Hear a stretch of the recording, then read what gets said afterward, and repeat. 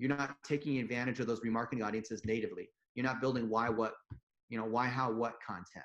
You're not boosting posts the right way.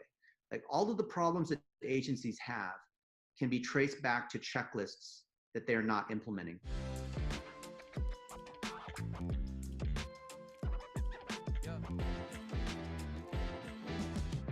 We have Dennis Yu on today from Blitz Metrics. What's going on, Dennis? Hey, what's going on, guys? What's up, everybody? I like to do this. I like to do something fun. So we have people, most of the people here that are watching are all inside of our software platform. It's called DashClicks that you're familiar with, Dennis. I know we had a conversation the other day. And we have people from all over the world. So if you guys are watching this, can you do us a quick favor and let us know where in the world you are from? Just drop in a city name, a state, a country.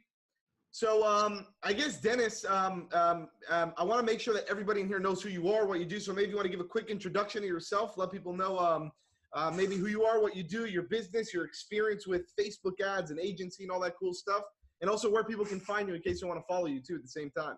Yep, happy to, guys. So I've been doing digital marketing for 23 years. I built my first websites back in like 94, 95. And my claim to fame is that I ran analytics for Yahoo. So all those internal properties like mail, sports, finance, shopping, all this.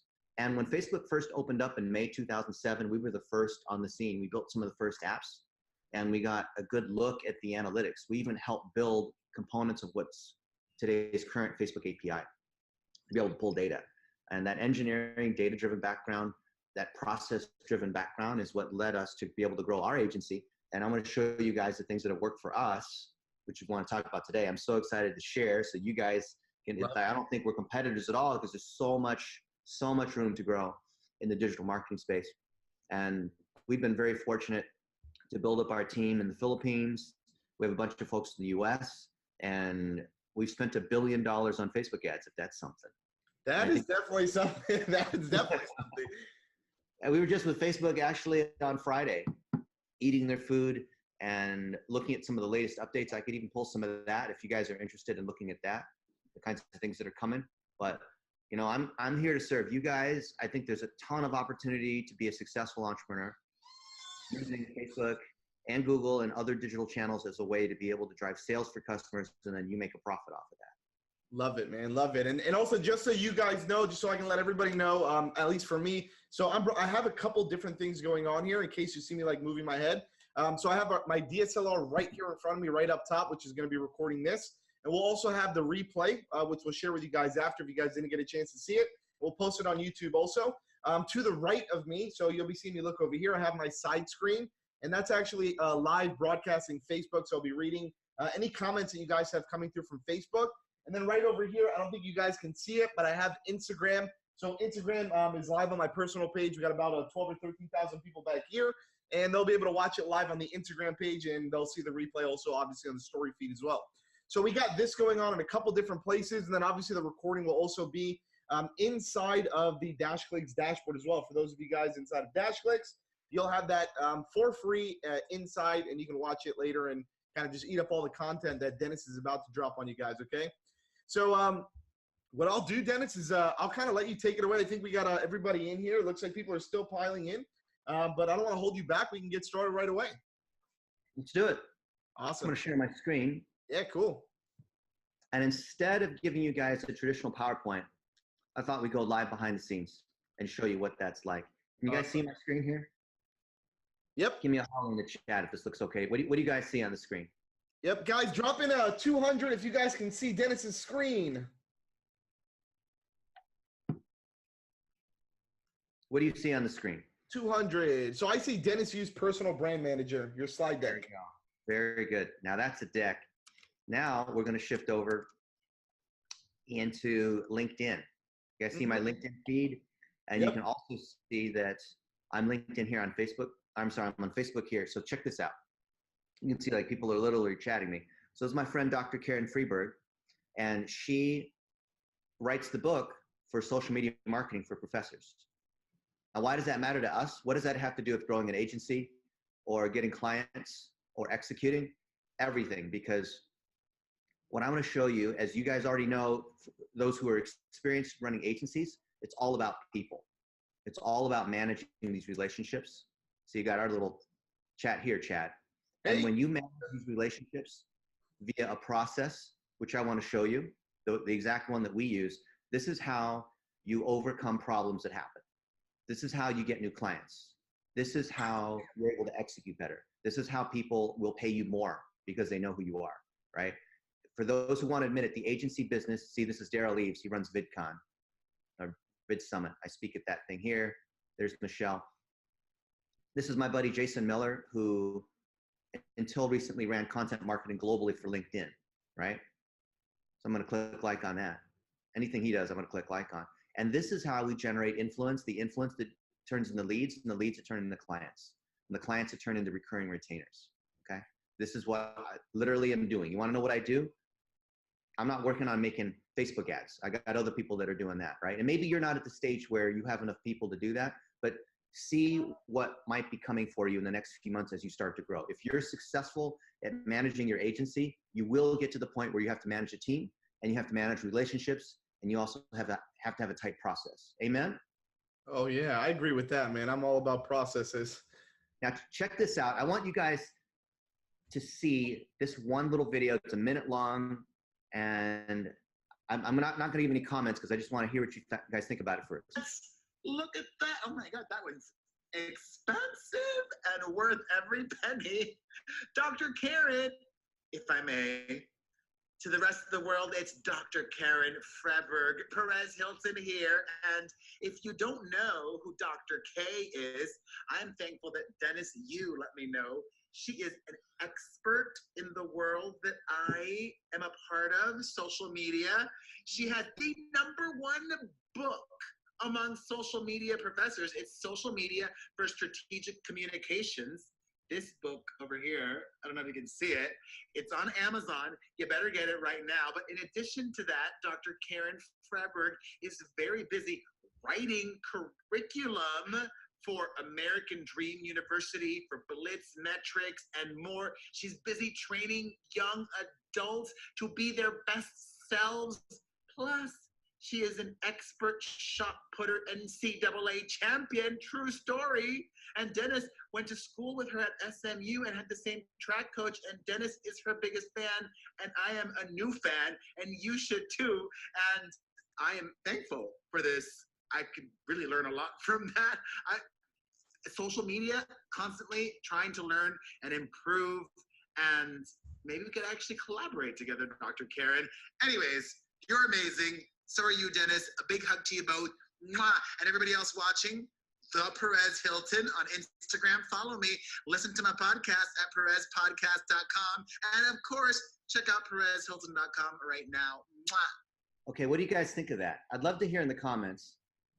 What do you think of that? What are your immediate reactions? I know my immediate reaction is amazing testimonial, that's for sure. Social proof is probably another one that came to my mind too. Yeah. Everything in digital, especially for the larger clients, when you're running an agency, it's about social proof, right? Now, of course, you have to be able to execute and drive the sales and drive the result, whatever they said they wanted, cost per leads, phone calls, e-commerce sales, whatever it is. But when you drive this kind of social proof, now imagine if we took that, and look, she just said this like 30 minutes ago. Thank you again. I'm still blown away. This is one of the kindest things that's ever been done for me, right? So then I take that, and then I want to amplify it, right? Because you guys know Perez Hilton, he's a celebrity blogger, all that kind of stuff. If I come to my public figure page, I want everyone to know. But I want to do that in a way that doesn't look like I'm bragging. And you do that by saying thank you. So thank you so much, Karen. Thank you so much, Perez. Thank you so much, whoever it is. And you'll see this is what I've done where I've cross-posted. Now notice this is my public figure page. This is not my profile. This is a fan page with my name as the page. This is right. And so you can see here, where's the one? Oh, we got to scroll down a little bit further. That I took it and I boosted it. Because I want people to be able to, I want the key people to be able to see this. So I said, I think the world of you, Karen, right? 14 hours ago, published by me. Remember, this is a page, not a profile. Get these words right. I guess the ad's not been approved yet because I don't have any, it's a boost, right? I boost things all the time. I boost vertical videos. Now let's look at the stats here. Oh, look, her sister's clicked like on it. I've gotten, well, it looks like it's men 25 to 34 in California. Okay, that makes sense. Actually, that's celebrities in California. Actors, that kind of thing. 11-second average watch time. And so far, gotten 149 people to watch this for at least 10 seconds, which is not bad, right? And I can see on the post stats that this is doing okay, not fantastic, but certainly above average. 872 reach, 348 3-second views. The average on Facebook is a third. So I'm a little bit over that. And then on top of that, 31 reactions, comments, and shares, 108 post clicks. That's 140. So 140 here. That's a little, I want more than 10%. So 10% of 348 is 34. I'm about triple that. That's not bad. And I have no negative feedback, which is fantastic. You guys know that relevance score is being broken into 3 components, right? Engagement, general quality, and a conversion score. And these are the metrics they're looking at to see here. These 84 other clicks are navigational clicks. A navigational, so of the 108 clicks, 84 of them are, they're clicking, maybe they don't know who I am, so they click on this, or they click on Karen. I noticed when I mention other people, those people get a lot of friend requests. So that's always kind of neat. You know what I wanted to ask you, Dennis, if possible, since we're on this topic, because I get the question asked a lot too, and this is like a perfect thing to show people. So I know a lot of people are always contradictory between like, should I boost a post or should I run like a campaign in the Facebook Ads Manager? Like, is there like a preference or like a rule of thumb for something like that? So when you're creating an ad, Facebook will ask you, or a campaign, they will ask you, is this for awareness, consideration, or conversion? So you have to have all 3 steps of the funnel. So if you are driving conversions and you have landing pages and you have something you're selling and all this, then boosting drives a lot of cheap engagement. And I don't mean cheap as in low quality. I mean as in very low cost, effective stuff, right? So here's one that I have pinned, and I've boosted the heck out of this so far, right? And what does this do when you see something like this? Here, I'll just take the sound off and play it. The co-founder of Blitz Metrics. That's CNN. And we have with us today Logan Young, co-founder of Blitz Metrics. Logan Young GoDaddy, from Blitz Infusionsoft. Metrics. Blitz Metrics exists. Okay, now this helps people see what does Blitz Metrics do, and it creates social proof. And you can see here on this boost, 9,000 people stayed for 10 seconds. That's 9,000 people that I'm putting into a remarketing audience. Gotcha. Right? You guys understand with Facebook remarketing, if you're not doing this, by the way, you're not able to grow your agency and you're not able to grow your clients' exposure with the funnel. A lot of people talk about funnels, and I don't mean just click funnels. I mean building actual funnels that go across different channels. When I set up remarketing, I can take this and I can boost it to people who have seen this particular video, people who have been to my website, people who have been to like whatever combination of custom audiences. And then those are the audiences that tie back to any of these particular accounts that I might be looking at. So let's say that I'm looking at the custom audiences for, I got so many in here, it's really hard to tell what's going on. I can choose any of the people, like a 1/7/28 day video view. I can choose particular video views. I can choose, where's the one I want to show you? It's not on this one. There's one particular one that's got a ton of audiences on it. Actually, you know what? No, I'll do this one a bit later. But when people see who you are, when people understand your story, when people see that you're authoritative, then they want to work with your agency. You don't have to waste hours and hours getting on free phone calls saying, hey, let me walk you through for an hour what we do. They already know who you are because maybe they've seen you on TV. Maybe they've seen you on stage. Maybe they've seen you hanging out at GoDaddy with important people. Maybe they see that you can hook it up with Perez Hilton, right? Now, a lot of people think that personal branding and motivational speaking is this. And what I'm going to play here, this is not what it is. This is, look at me and I'm famous. I'll show you this.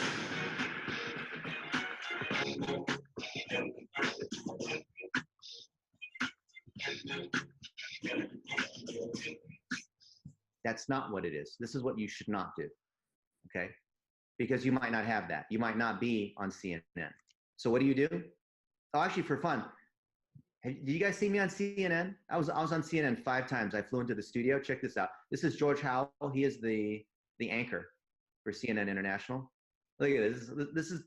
Remember, I've gone to the studio. I have no idea what I'm doing. I'm confused. They pick me up at 4 o'clock in the morning. Look at this. Facebook's role in it. Dennis Yu is the Chief Technology Officer for Blitz Metrics, joining us now on set, an industry insider and expert. Good to have you with us. Did you see that? That was 7 seconds where I'm just blank staring because there's 7 cameras. I don't know which one's going on.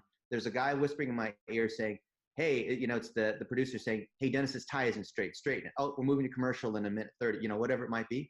But look at what happened the first 7 seconds here. I'm looking at, now I'm just looking at the screen. I'm like, holy moly. That's I'm on, you know, I'm in the studio in CNN. Look at how many seconds I'm frozen. Further and Facebook's role in it. Dennis Yu is the Chief Technology Officer for Blitz Metrics, joining us now on set, an industry insider and expert. Good to have you with us to give some context to all of this. Let's talk about. Can you imagine that, right? And the funny thing is that I got calls from people who were in the airport saying, hey, dude, I was boarding the plane. I looked up on the screen. I saw you were on CNN talking about this whole Facebook thing. Dude, what were you thinking, right? And by actually sharing the vulnerability, sharing that I didn't know what I was doing instead of perfection, that's what drives connection. That's what drives leads. That's what drives clients to see that you're legit. So I continue to answer these questions. There are the users, us. There's Facebook, the company that we've all opted into. And then there's Cambridge Analytica that in turn use that data, personal data. Many people are upset about that. But here's the question. Who's to blame here? Is it a combination of all, or what are your thoughts?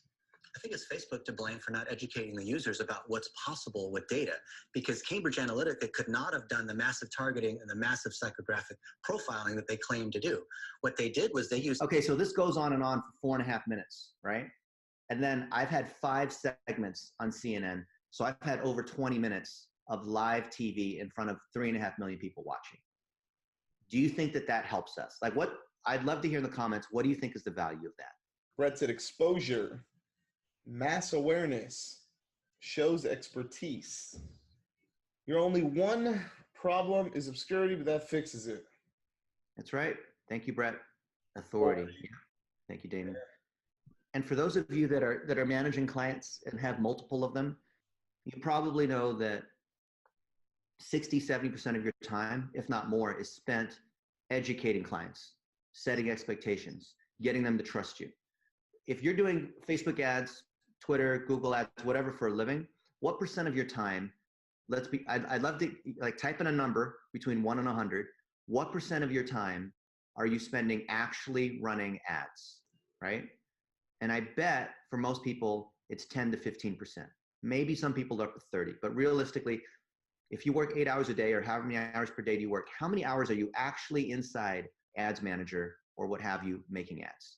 There's no right or wrong answer. I just want to see what you guys are saying. Yeah, Brett said 20%. Okay. Nobody's above 50, right? No one's ever, if you are, like, I want to understand like what you're doing. Guys, let's wake up. What do you guys think? What percentage do you guys, would you say would be the time that it takes for you to run ads? I'm still brand new to the industry. 1 to 5%, Matthew said. Yeah, that's normal. Thank you, Matthew. So if you're only spending 1 to 5%, what are you doing with the rest of your time? You're trying to generate leads. You're explaining what you do. You are dealing with the headache of trying to hire other people. You're creating documentation. You're working on your website. You're going to conferences. You're trying to grow your knowledge. There's all these things that you're trying to do, right?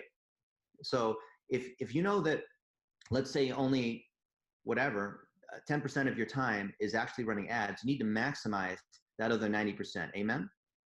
So you do that by building authority. Now, you don't have to be on CNN. You don't have to be in the Wall Street Journal. You don't have to be hanging out with Gary Vaynerchuk or whatever it might be, right? You see this here, network power? This is when we have VAs, get 70 in the Philippines, and they're taking screenshots and documenting when I'm with, you know, Gary Vaynerchuk or Billie Jean or Ryan Dice or these other people, right? And what happens is when I get a chance to hang out with friends of these like mine, I'm taking 1-minute videos of their knowledge. I'm acting like a reporter in the same way that you see CNN asking these other people questions. So that reporter there on CNN, the anchor, he's not there trying to boast about how awesome he is. He's trying to ask me questions about, what do you think about Cambridge Analytica and about Facebook ads and about how the platform's changing, right? So when he shares that, he's elevating me by making me look good. When Perez Hilton says something about me or Dr. Karen, that carries way more weight than me talking about myself or Karen talking about herself. If you struggle as an agency with getting clients, which is the #1 issue I see with brand new agencies, the best way to do it is have other people talk about you, not you talking about yourself. Doesn't it come off more credible? So let's say that you don't know who the heck is this Dennis Yu guy, right? Versus you've seen me hang out with these other people that like maybe Karl Rove, or maybe you don't like Karl Rove, or maybe whoever it is, right? And you've seen me interview these other people, and you see us hanging out, we're having dinner. It's not just, oh, I was at a conference and I took a picture with them, but you can see like we're actually friends. There's actually some depth to it. Let's see, you see a few of these things, and then we talk. Aren't we in a different position now? That's what people need to know. And the world is so small. I see a lot of people that are brand new to digital marketing. They just started their agency, and they think, oh, there's now 7 million Facebook accounts. Can you believe that? That's what Facebook just told us on Friday when we hung out with them and ate their food. There's 7 million Facebook accounts, and there's 2 billion people on Facebook, right? Does that mean that there's unlimited opportunity? No. It means that you have a certain audience you can influence, and they're all tied together when you choose a niche. The world of digital marketing is so small. Chad and I I wonder how many mutual friends we have in common. Let's just see. Oh, 111. Still, that's pretty amazing, right? Yep. And the limit's 5,000. So there's only so many that you can possibly have. If I can do something good for Chad, I deliver so much value, people, not trying to sell myself, then that's all of his friends. That's all of our mutual friends that are then saying, oh, well, Dennis is, shared how to run his agency. I got some really good tips. So you have 2,500 friends, right? That's another 2,500 people I can influence. And the same is true on LinkedIn. And the same is true on Twitter. And the same is true in the real world where people that order, cinnamon lattes at Starbucks, right? What I'm trying to do to grow my agency, and this is where people mess up. You're going to have to trust me if you're new to running an agency, you're going to have to trust me on this. Give away all of your knowledge. Do not hold it back. Oh no, but if I share it, then people want to hire me because I told them how to do it. No, they're going to realize that this thing is more difficult than they thought, and they're going to come to you. Trust me. That's the #1 newbie thing I get for people starting their agencies. They don't understand that it's about you put stuff out there first. Like Billie Jean and I, we've done 5 of these videos and trainings, right? Things like this. Ladies and gentlemen, I don't get excited this often, but when I do, it's because it is you. I made it up on the spot. Let's go. Dennis, thank you very much. So this goes on for 1:42, right? And nowhere here do I ever say anything about us running an agency and how much we charge and the packages we have and the courses we're selling, like not once, right? But what's the power of this, especially when it's on Facebook and YouTube and his group and it's live streamed, right? That's what you want to do, but you better have some knowledge to share. You better build this kind of authority, right? So we have example after example after example of doing this. So the irony, and you don't have to be a public speaker necessarily. A lot of people think you have to do this kind of thing, right? You have all these people that are saying good things. This document I'm showing you is my personal brand manager, which is how we collect all this authority. I've got a box full of badges. You ever do this, Chad? I have a bunch of them actually here. They're somewhere. We just actually packed them up. I probably have been to maybe like 40 or 50 different events at least. You definitely have beat me on that one. I've got one of those large moving boxes, and it's completely full. No, I got a little small one. I think it's in the front of the office. I used to, when I first started working at American Airlines, which is just over 20 some years ago before I went to Yahoo. You ever do this? Like you save the ticket stub just to like prove that you went to LA or you went to London or you went to wherever it was. And then once the stat got about this high, I'm like, you know what, screw it. It's not worth, you know. Throw it away. Yeah. Like in the last, you can see this on Facebook, like in the last 2 weeks, I've been in London, in Austin, in Romania, in New York, in all these other places. And look, check out these notifications. These are people that are engaging on the content. And you know what's so cool about it? First of all, this segment that you're talking about right now, how you build authority and you provide value, and then it's the other way around. People come to you. Like I even put up a post, I think, in the Marketers Mindset group about this last night, and you literally hit the nail right on the head. Like this is something that I preach too. Like when I had my agency, which is called Social Agency, we've been open since 2009. That's our retail agency where we were like, I was always like holding in like all of these like secrets, and I was like so scared that somebody's gonna steal these ideas and somebody's gonna like go out and like do it themselves instead of hiring us, right? They're gonna like take, right? And then what I realized when we flipped over and we launched DashClicks was like a whole nother world for us. Was we're putting out content just like this and providing value. And what I'd never personally experienced before, this is all new to me, like the incoming approach, right? And this has been like maybe like 6 or 7 months that we've just been getting flooded. I'm talking about like we get in DashClicks, I think about like 50 to 100 new signups a day from agencies, and we spend $0 in advertising. It's all done through personal connections, like me reaching out to you, us talking, doing like providing like an awesome video with tons of value, uploading it to the web, getting engagement, people talking about it, sharing about it, liking, commenting, right? And doing that multiple times a week, just providing value and giving back to the community. Where what happens is they come back. It ends up all coming back to you. It's crazy. So for those of you guys, like don't like go out there and take. If you give, that's going to come back to you like times 10. And that's something that I personally, like I said, this is all new to me. Like I just learned this in the last like 6 or 7 months or so since we launched DashClicks. It's been a crazy experience. It's absolutely huge. You need to follow everything that Chad's saying about that. When you put your stuff out there, see, look, this literally got shared on Twitter just as, actually I'll click follow on that, just as we were talking, right? Yeah, 21 minutes ago. Look at that. Blitz Metrics' mission is to help create jobs and provide mentorship to young adults. And here's an article on Future Sharks, right? Let's open that link. Look at that. By the way, don't get high on your own supply. And then here, this is the one with Karen Freeberg and Perez Hilton. You saw this. Holy S, what's going on here? You're not going to be teaching soon. You'll be on the celebrity speaking circuit rubbing elbows with real influencers, right?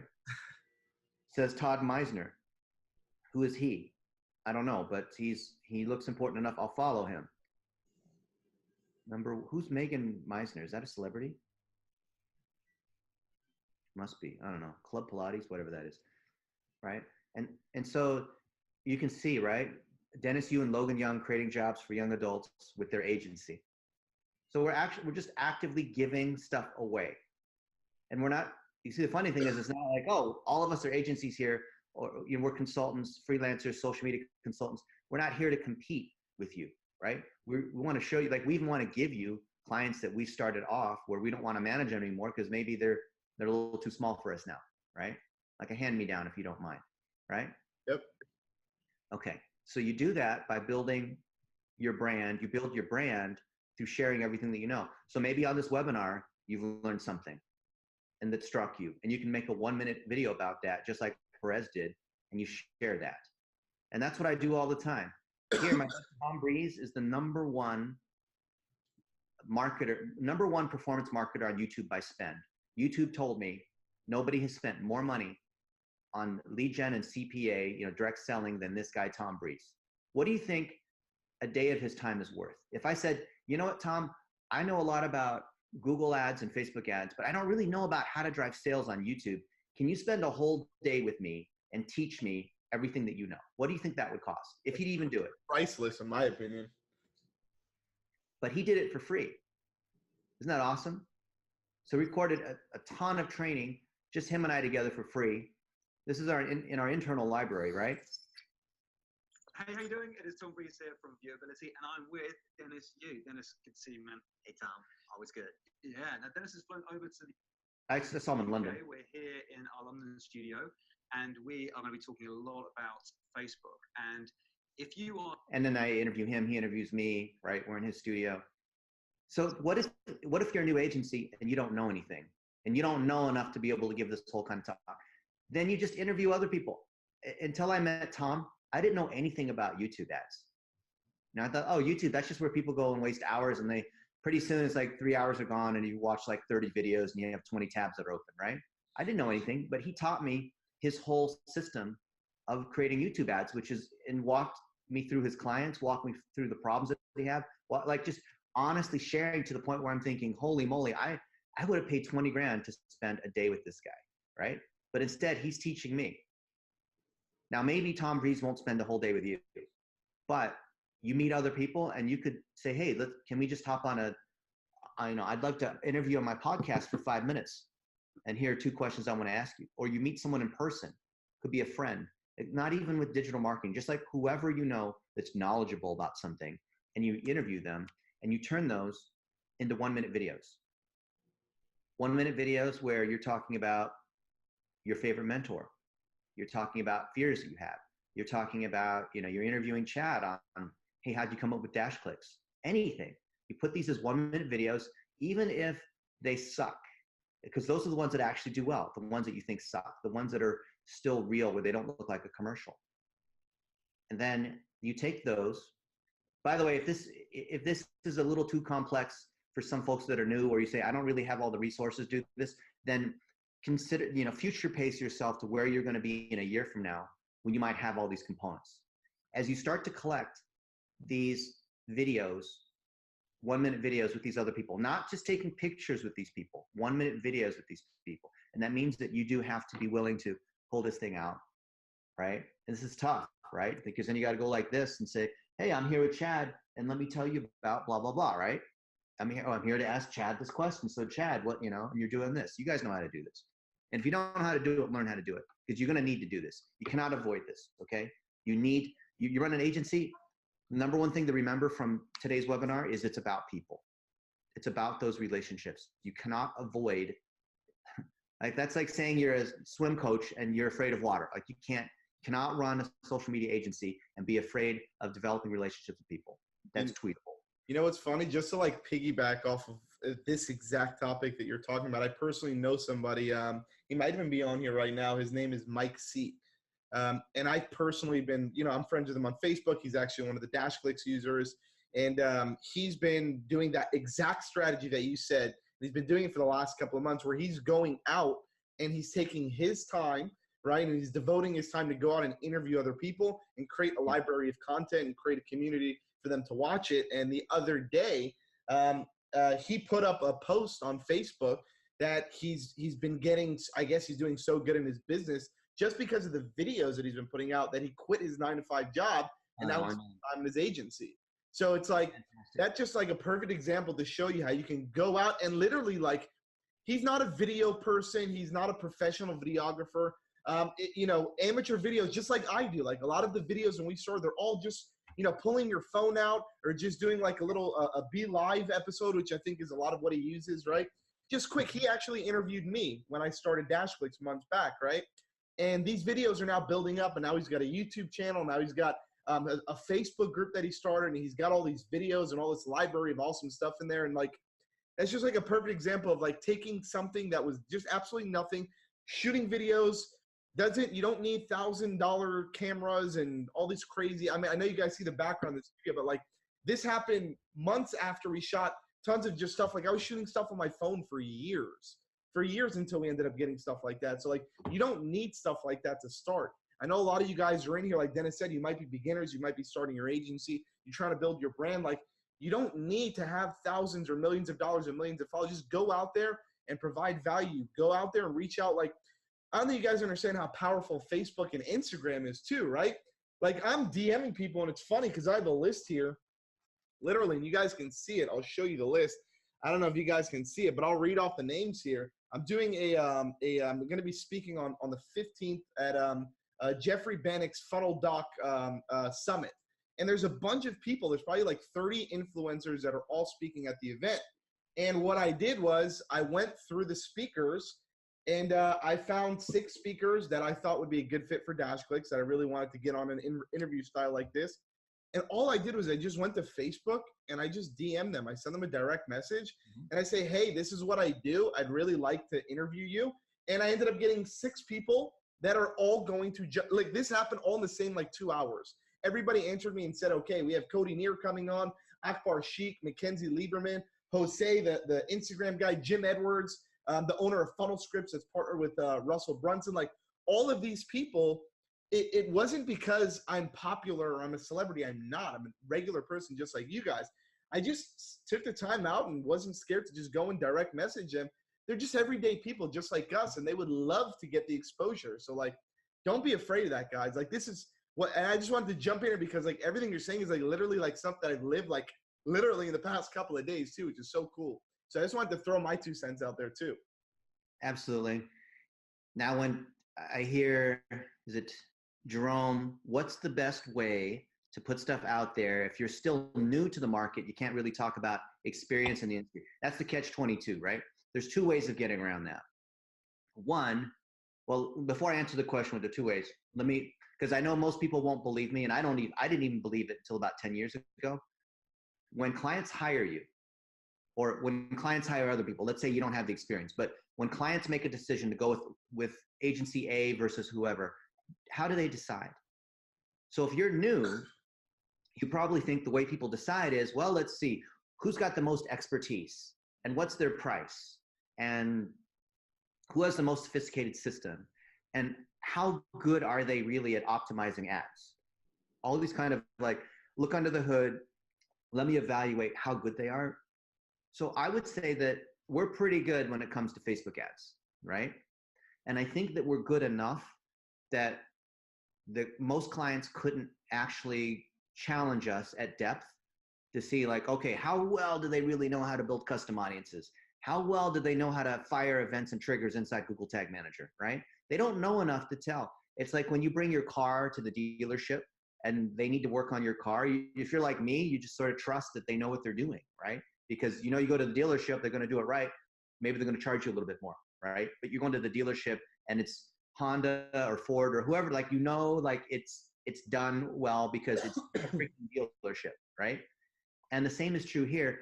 They're not buying from you because they're not going to be able to quiz you on how well you know how to do X. They're not. If they are, then it's not someone you should be talking to.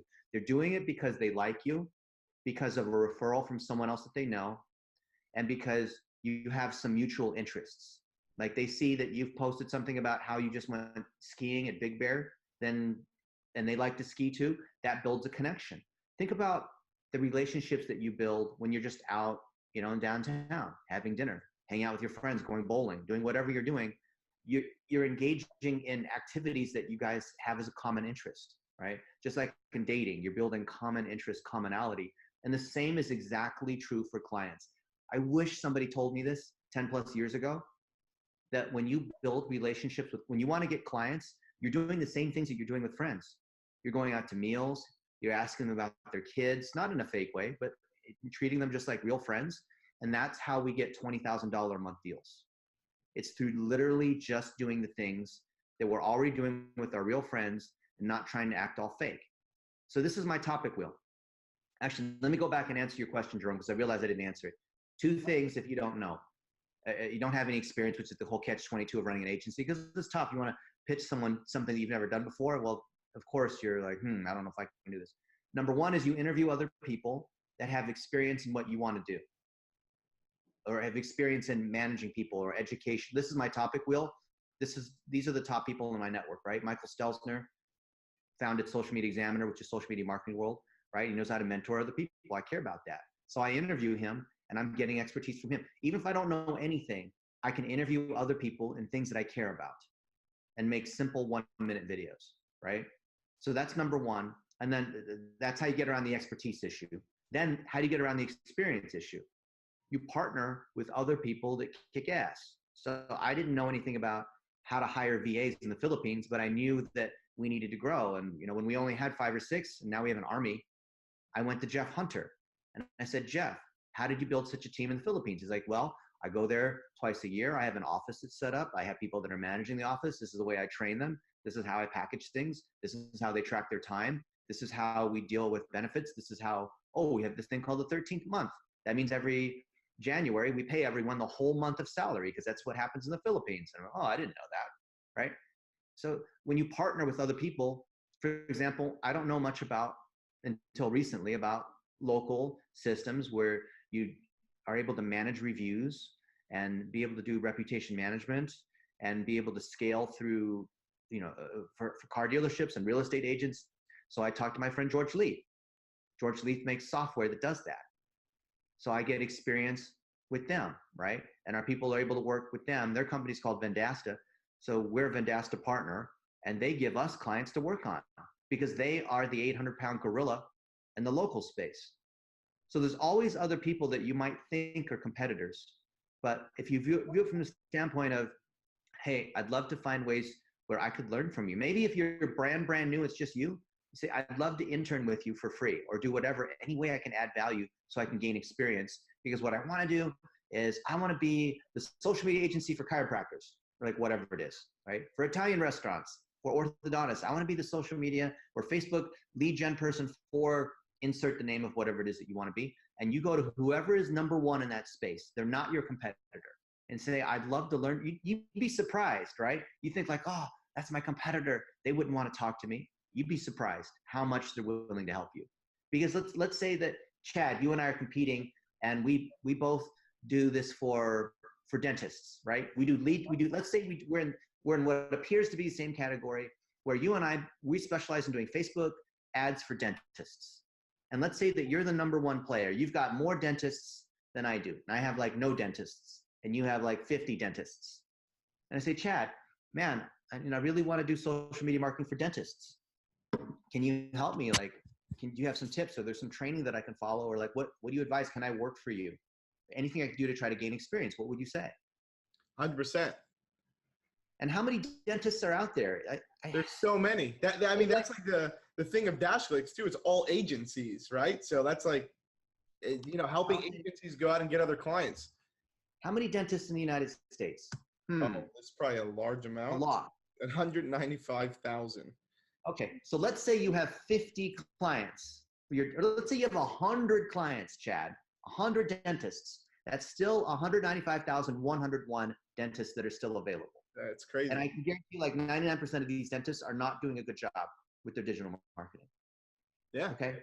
So are we competitors? If you have 50 dentists and I have one dentist, are we competitors? Not at all. If there's 195,000 dentists in the United States, holy moly. It's crazy. There's more than enough people to go around. You do not have a competitor.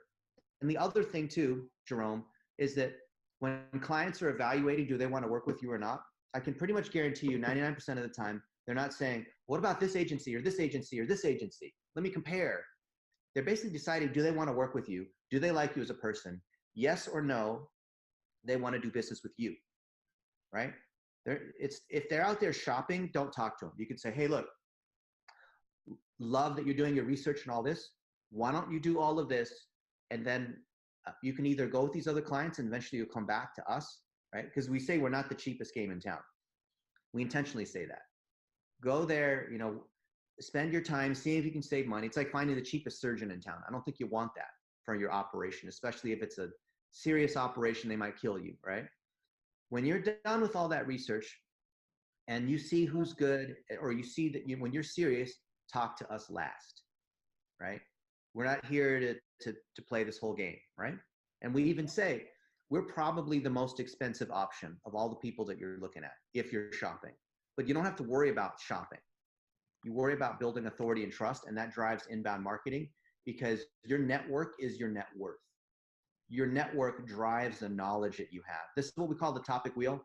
So in the middle here, this is your agency. This is you. This is your personal brand. This is people that are coming to you because they want to hire you, right? These topics on the outside are things that matter to you. Maybe your children. Maybe you like the outdoors and you like to go rock climbing. Maybe you care about entrepreneurship. Maybe you're a veteran. Maybe you care about digital marketing. I hope digital marketing is one of your 6 topics, right? And then you surround each of these topics with other people. And that's how you're able to build authority. That's how you build your agency. That's how you get your clients. That's how you can charge a premium price. That's how you overcome not having any experience. Okay. So I know we're about 2/3 of the way through, and I have not even started the presentation that I created for you guys. Yeah. Okay, let's actually start the thing that we were going to talk about. Everybody for being so patient. Hopefully that was valuable. I know we took a detour. My bad. Yeah, if we need Dennis, also just so you know, if you're up for it, if you need more time, I'm open. We can go for as long as you want. I had the same issue yesterday. I had a 2-hour webinar. It ended up going for 3 hours and 45 minutes. So, Holy moly! Maybe we'll go for that long. But yeah, I don't think we'll need to go for that long. But I don't want you to feel rushed or anything. Just go for it. I'm sure these people are eating up the content. They're going to love it as well. And I'd love to hear what your thoughts are. Would you like us to keep going? Because I can either go for another 10 minutes or we can go for another 45 minutes to an hour. Like, guys, let me drop in the 200 if you want them to keep going. 200 in the chat. If you're on Facebook, I see a bunch of you guys are on the Facebook in the Marketers Mindset group. 200 in the chat if you want Dennis to keep going with this, because you might get some other awesome golden nuggets out of it. What I wanted to talk about originally is what happens when things go wrong. So when there's a 911 in your agency, if you want to, if we're honest, we're constantly moving from problem to problem. Now we might be flexing on Instagram and trying to pretend that everything's perfect, as most people are doing. But if we're being honest, there's always problems. And I want to talk about what some of those problems are and how you use a recipe to be able to solve it. You know, the fortune cookie was invented in San Francisco in 1908. It wasn't invented in China. Isn't that sad? That's crazy. Yeah. Like when you go to Panda Express, for example, and you order the orange chicken, because that's where it was invented in 1974, that was not invented in China, right? Wow. How disappointing. Like Clearly Canadian, if you ever had that as a sparkling water. So I'm drinking a LaCroix, but there was Clearly Canadian before there was LaCroix. And that was invented in New York, not in Canada. And here, this is Ben and Jerry's. You think, or not Ben and Jerry's, Haagen-Dazs, right? You know, Haagen-Dazs has like European. This is 50 years ago when people were buying ice cream out of the tub for like $1.50. It's equivalent of, you remember before Starbucks came along, it was unlimited coffee for like 50 cents out of the cup, right? Now it's like $5. Yeah. So ice cream was cheap. No one wanted to pay like even $1 for an ice cream, just like for coffee. Haagen-Dazs had to come out with this fancy European thing with the umlaut and the fancy letters. It was invented in 1961 in the Bronx. But if they said, hey, we're these MBAs in America and we want to come out with ice cream that's super expensive, no one would buy it, right? Because they had to make up this like fake European kind of tradition, right? But the key is that with food, you have a recipe and there's always things that are going wrong. My hat's off to if you're running an agency, because every day could kill you because the presentation's not ready, because you lost a key employee, because you don't know how to do something that, this client says, oh, do you know how to do WordPress? And you need that to run the deal. So you're like, oh yeah, I do, right? I need the money. So I say yes to this. I'll say yes to that. What happens when you lose a key client and you need that money for payroll because you're out of money and you've got to be able to pay rent and you got to pay all your people, but you don't want to tell your people, hey Chad, we actually don't have enough money to do payroll tomorrow on Friday, right? You don't want to tell people that, right? Good. You don't want to not tell people that either, right? Because they're working for you. And if you do have payroll, you guys know what I'm talking about. Maybe you don't, maybe it's just you and you're just trying to make your own, take care of your family and pay your own rent. But imagine you've got over 100 people on your team and you have to pay all their rent too. That's a whole nother issue. That can keep you up at night, right? That is not easy, to tell you that. I know a lot of agency owners. I've coached hundreds of agency owners, and most of them cannot sleep well at night because they're worried about their staff. They're worried about clients. They're out of money. They can't keep up. Absolutely. Let's be honest, right? I hand up there. I got a bunch of people on payroll too. It's not easy. Yeah. Oh, we could compare, but we write some serious checks every 2 weeks when payroll goes out. We've got 130 people. That's some serious checks. Crazy, yeah. Thank goodness we have clients that pay us well. Thank goodness that we have a repeatable process. I want to tell you how you can use repeatable processes called checklists or recipes. These are the recipes that we use. This is not going to magically solve all your problems, but this will solve most of your problems. So you're now with us at this point. I'm hoping that you remember this day that you're with Chad and Dennis, and this is what made the change in your agency. it was the things that you realize today that, like, my goodness, I had no idea that there's a recipe for how you onboard new clients. I had no idea there's a recipe for setting up conversion tracking the right way. I had no idea. And so I'm eliminating these headaches before they occur, because when you have standard operating processes. So Chad, do you ever go to McDonald's and eat French fries, for example? They're delicious, aren't they? I did last night. And you know how it's going to taste, because it's tastes the same every time. Yeah, it is. Even though it could be some teenager that's like worrying about his girlfriend and not really paying attention, but the fries still come out okay, don't they? Yeah, they do. Every time. And that's why McDonald's is the #1 hamburger restaurant. Not because they have the best hamburgers, but because they're consistent. And you need to be consistent too, which means you need a recipe, right? And a recipe, it can't just be a recipe where everything has to be perfect. It has to be a recipe that builds in failure. It builds in an expectation for failure, because if you build in the fact that you're going to lose an employee or client or a co-founder, if you plan in advance what you're going to do with that, then you're already 90% of the way towards solving these problems. So you have to first be willing to acknowledge that these are problems, just like, AA, first steps to admit you have a problem, and then build in processes, because as these problems happen, they will happen, then you're already prepared and it's not going to freak you out. Okay? So here are the kinds of things that we see people ask us all the time. And these are our answers to them, right? Are you charging enough? Most people, they need to double their prices. Do you have full-time staff?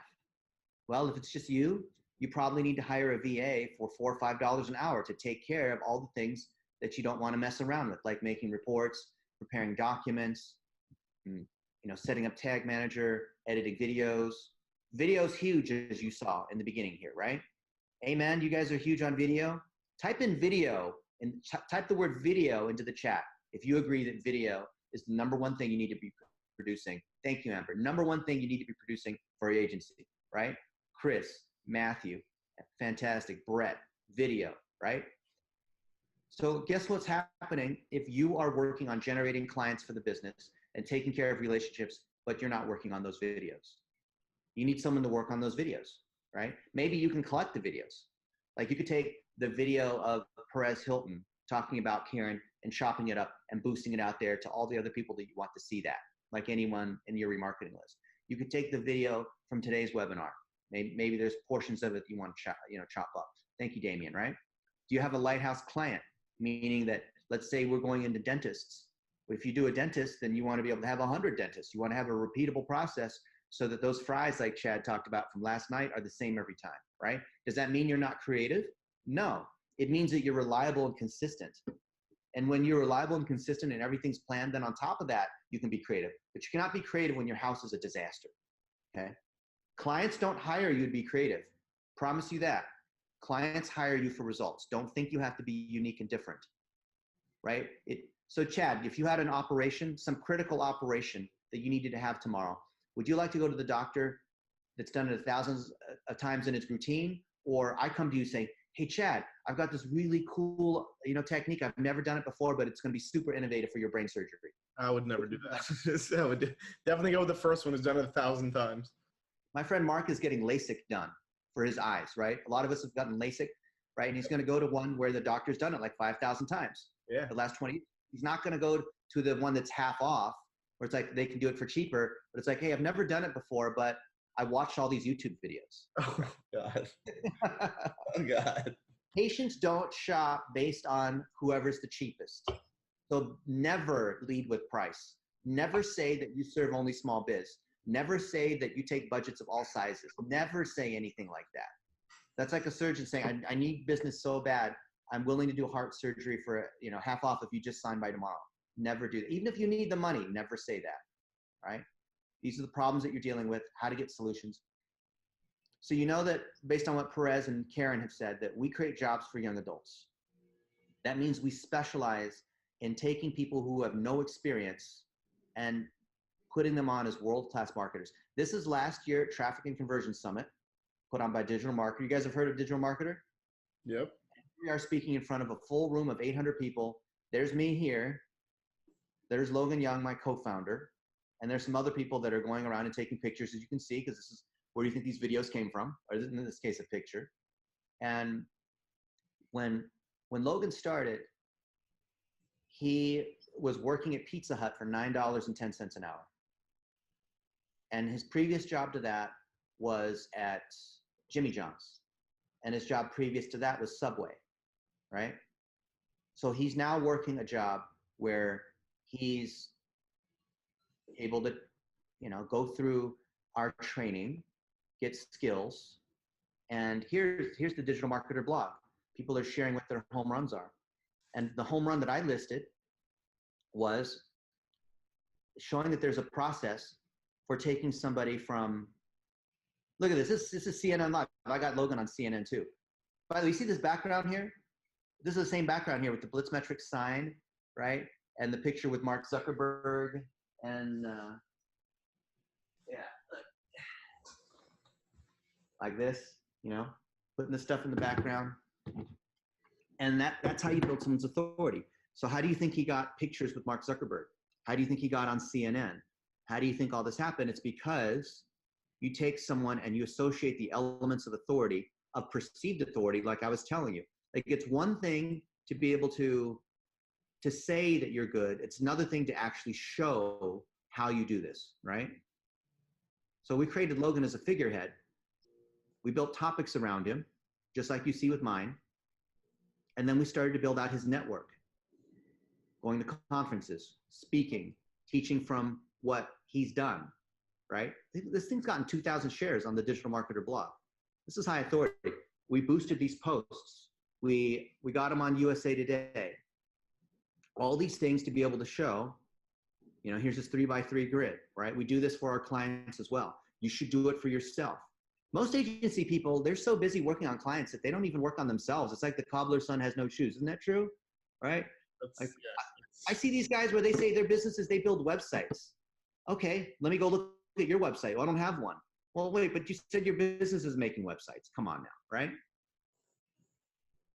Now, what would happen if you built up a co-founder, relaunched the company, built all the marketing materials around this guy here, and then he gets poached by a client. The client, which was Tuft & Needle, which is a mattress company, they said, you know what? We're just going to hire Logan directly, and we're not going to pay you the retainer anymore. I'm like, you can't do that. Logan's the one who's been working on your Facebook ads. I know, he's so good. We're just going to hire him directly. Okay, but we need to talk about this, right? You can't just do that, right? That's called poaching. There's non-compete in place. And I bought Logan a brand new truck, a Chevy Silverado Z71, $55,000, not to leave. But he took the truck and he still left. So that crippled us in terms of the clients that we had and everything that we built here, right? Co-founder, Blitzmetrics, LinkedIn, Instagram, other places, co-founder, Blitzmetrics, Gary Vaynerchuk, hang out with all these other people. What would you do if you didn't have processes? That would take your company under, right? It would. Is Logan still working with you guys? No, he ditched us. He just completely ghosted us. Wow. When was this? It was a couple months ago. Wow. Sorry to hear that, man. No, but I wanted to show you through, like, the whole thing is to be real, right? I'm going to show you how do you recover when you lose a client. In this case, we lost Tuft & Needle, which was our client. And they called and said, well, I hope you understand we're not going to pay your retainer anymore because now we have Logan, right? Instead of, that way we cut out the fat in the middle. No, that's not fat. That's what we need. That's like, we use that money to train up other young adults. The reason why you hired him was because he came through our program, because he got this experience, right? Because he's with Mark Zuckerberg, right? So that's not cool, dude. And the world's a small place, so don't do that, right? Yep. Here, this is Twitter, co-founder, Blitzmetrics, right? Teaching young adults, right? So the way to get around that is that, and here's another thing, that we had a plan for him to be CEO last month. We built up this whole plan. We're building up media, publications, all of the training, the influence generator, which is what you see here. And then we were going to so we were going to announce this last month. That's crazy, because I've been following you guys for quite a couple of years now. Yeah, we're going to launch this $50 a month young entrepreneur package where people could follow his journey and say, hey, do you want to start an agency too? I'm going to show you exactly how I do all of this. And in January, we created our agency management course. We have our standards of excellence. We have our textbook, all these items that actually have like right here to show you. This is our agency management course, right? This is how we manage our agency, all the different components. Notice that it doesn't have Logan in here anymore. We swapped it all out, right? We put other people in here. Yep. And that's the beauty of when you have a process. What happens when the fry cook at McDonald's doesn't show up? Does McDonald's not open? No, it's usually the manager or somebody there takes his place. So this is something we call our operations tracker. And this is how we are categorizing all of our people according to the different levels, right? And the skills they have. So let's say that Jackie is doing stuff in Infusionsoft, but for some reason, Jackie gets sick. We have other people that now Kevin or Kenny can come in and do Infusionsoft, or Aaron can come in and do all the stuff with Infusionsoft, right? So if one person doesn't show up, you have someone else who can do that. And then we have the actual training. Why am I denied to that? We have the actual training that's associated with that, right? If you don't have everything categorized by who does what, then you're going to get in trouble when it comes to when you lose a client or you need someone who does a particular skill. We don't do anything that's not driven by a checklist. You guys even hired Jennifer Lopez. Oh, it's another Jennifer Lopez. Yeah, she's a Filipino Jennifer Lopez. I'm just kidding. And we have it organized by the kinds of skills that we have inside our library, right? All this. We have a buddy system. We have figureheads. So then we put other people in as figureheads. So Natalie is our main figurehead now. We swap Logan out for Natalie. And Natalie is out there speaking. We're managing her brand. We're putting her out there on these different stages. So here's Natalie. We actually put it on the page, Natalie Stories, but her name is so hard to say. DeSouza Ferre. She runs the social lead gen at Keep, which was Infusionsoft. They changed her name. Yep. But check this out. Here's a case study signed by Sheryl Sandberg. She posted this yesterday, right? About how awesome they are. And you can see, I'm speaking at Content Marketing Conference this year in a couple weeks with the lovely Natalie. And there's pictures of her and I that are speaking together, right?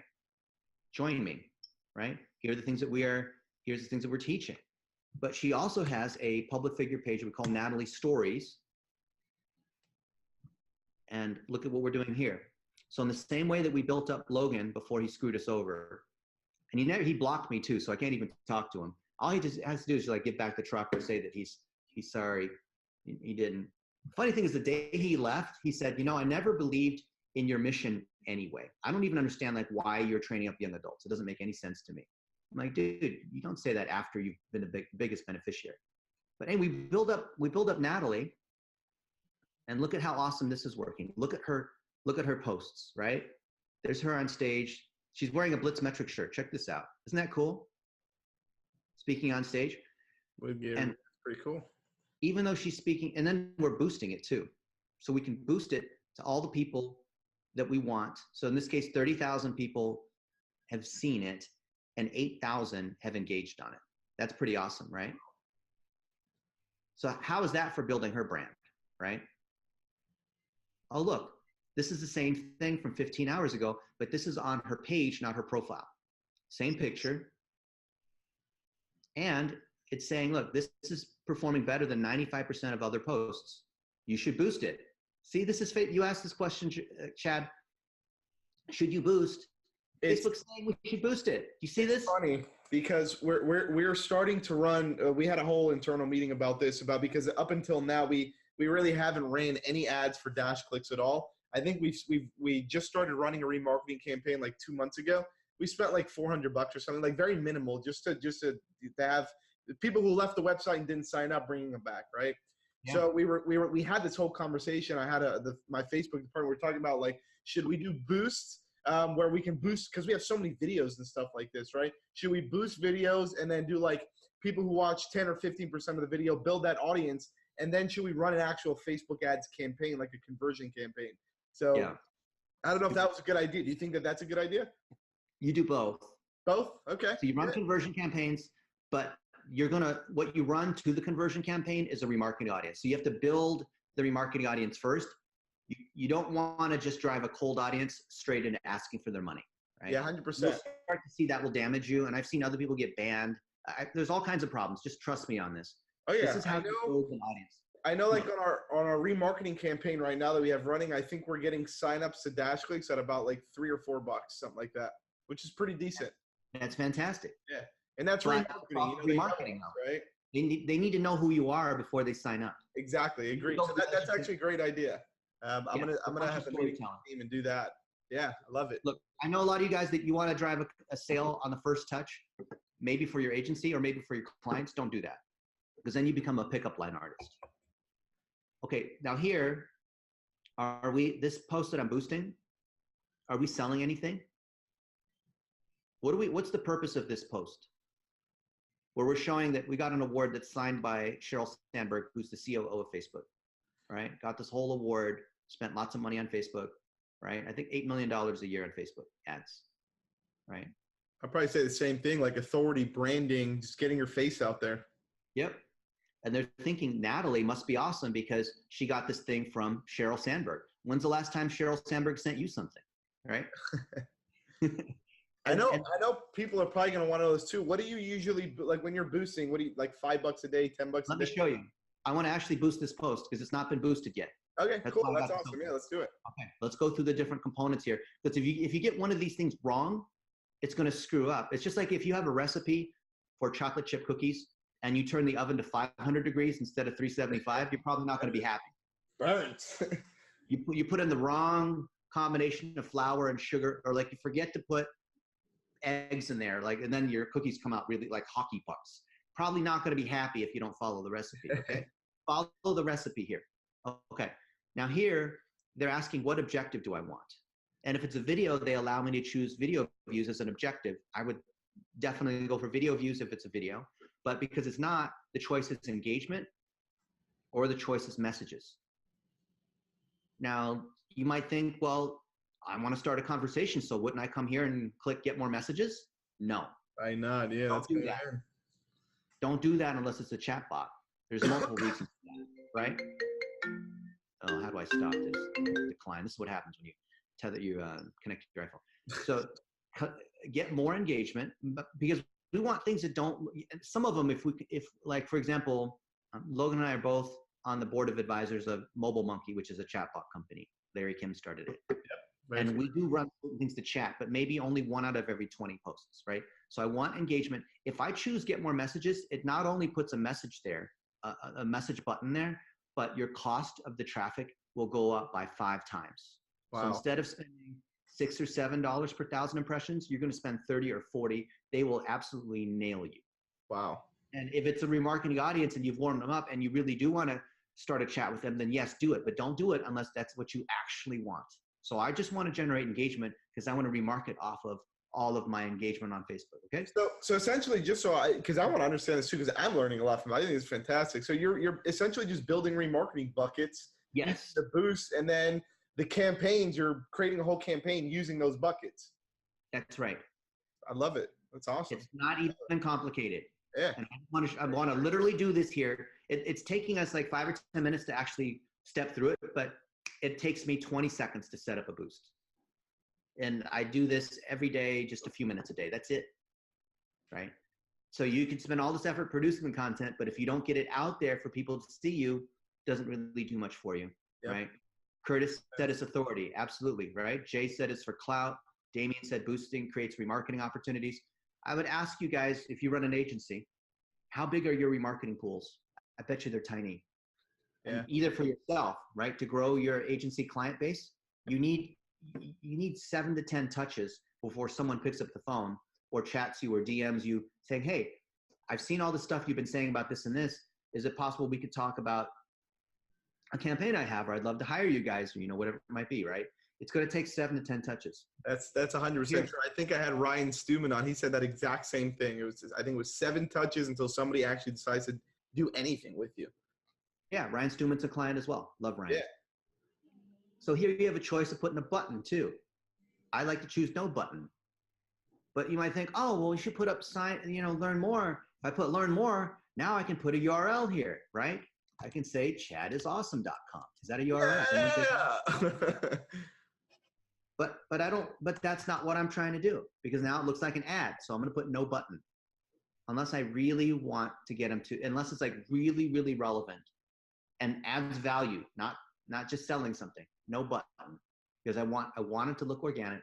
And then here's audiences that I can choose. So in this case, social media marketing world, social media examiner, that's a good audience. Or people who are friends and fans of the page, that's a good audience. I keep automatic placements on because it gives me distribution into Instagram as well and other placements. And I like to do $1 a day for 7 days.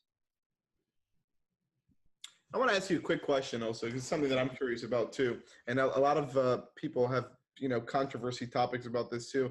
The fact of rolling your ads over to Instagram, or just keeping them on Facebook. Do you see that it helps when you do that? You roll them over to Instagram too? It does. You get a lower cost per engagement, but then again, Instagram, you get a lot more likes. Yeah. The cost per like is cheaper, but you don't get as many real comments because Instagram is visually oriented and people are there just to be inspired by people's lifestyles and this kind of thing. Yeah, that makes sense. Yeah.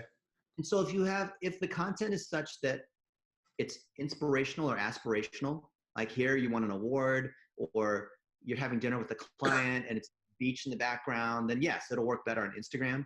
But if it's just a piece of text or whatever, it's not going to work in Instagram. Yeah, okay? agreed. So think about the nature of the content. Do you think this would look good? And like, would it fit? Would it be like going to the beach wearing a tuxedo? That's probably not cool, right?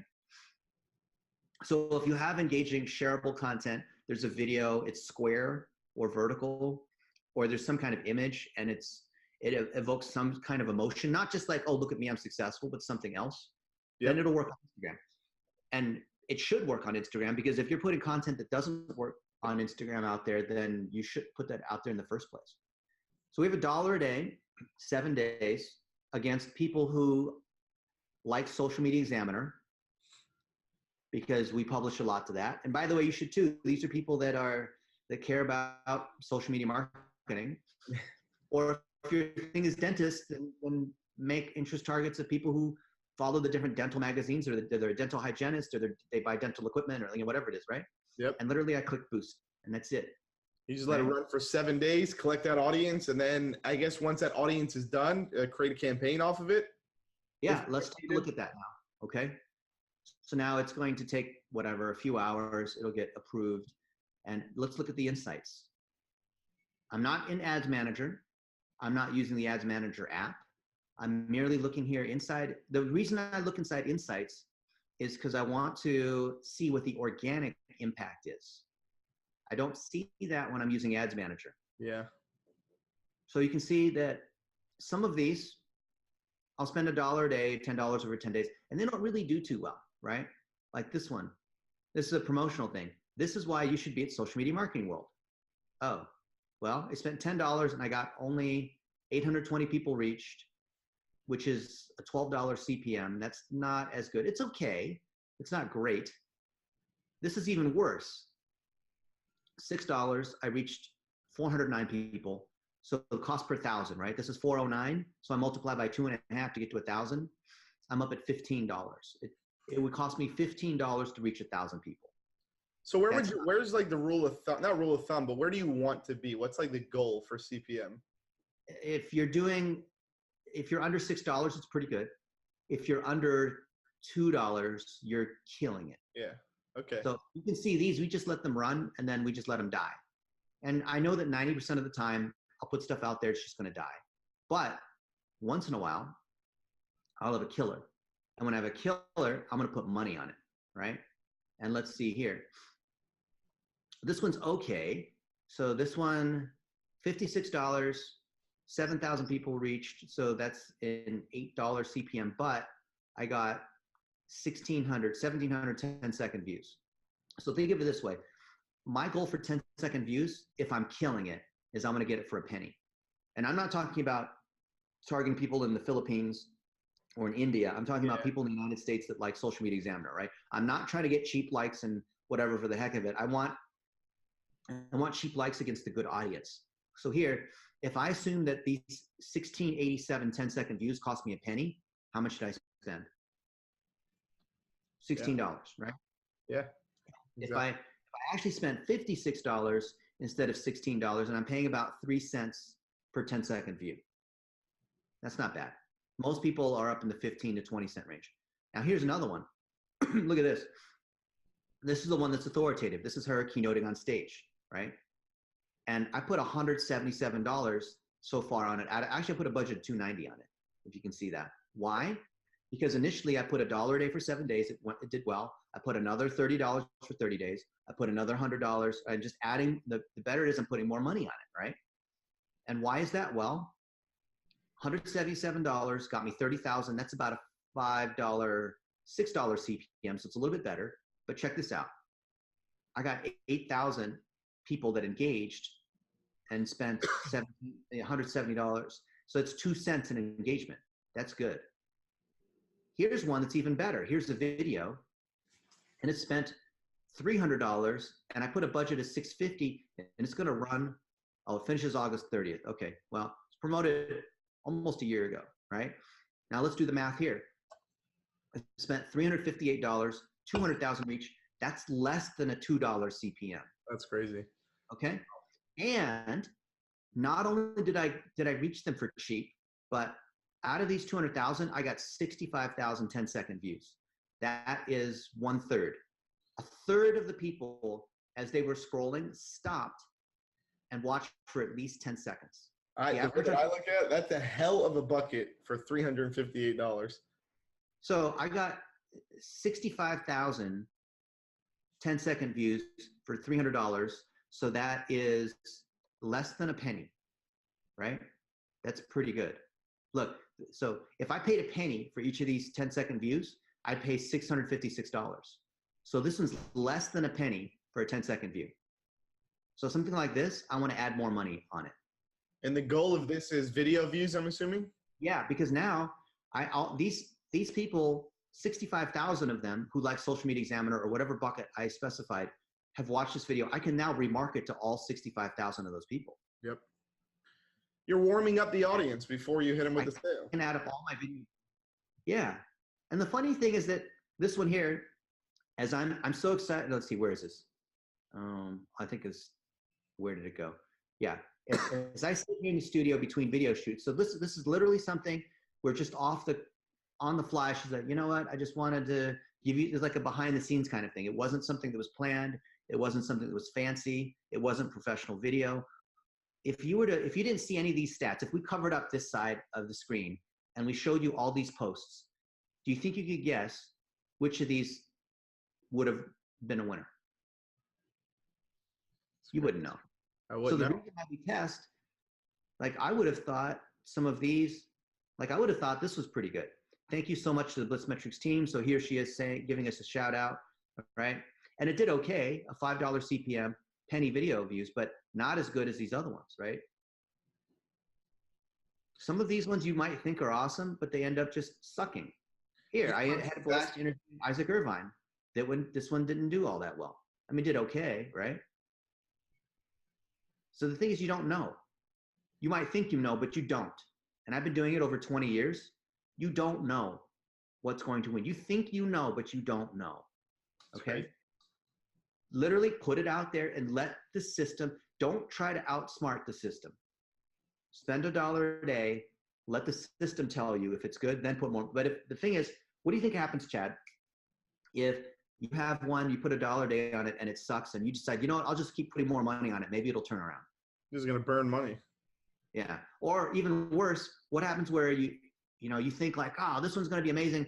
Before I even test it, I'm just going to go ahead and put $300 against it before I even get even a little data. What's going to happen? Yeah, that's not a good idea. It's risky. So, yeah. But you're like, oh no, I'm hardcore. I'm willing to spend money. Awesome. Good for you. Now put $1 a day against it. Just test it just for a little bit, right? Like go on a first date before you get married. Like go on it, like kiss her first before you propose and make kids and like, do this sort of thing, right? So and this is really what we do. 90% of the stuff that we put out there fails, but we build failure into the system. So question for you. So let's say once you have all those buckets, because now you have a lot of remarketing lists that you can use. Are you just Is it all the eyeballs? Let's say you're doing that on your page on Dennis Yu, right? And you have an audience of, let's just say for the hell of it, a million people, okay, or inside of that bucket. Are you segmenting all of those, or are you just taking all those million people and next time you want to run like a course sale or something like that, you'll just run it to that audience? Yep, we're doing all of that, but for the purposes of the people here, just create one bucket that has all audiences in the same place. Yeah. One bucket, just to keep it simple. Only when we have a large enough base that it's worth doing. Here, I'll show you, like, I'll go to the Blitz Metrics page.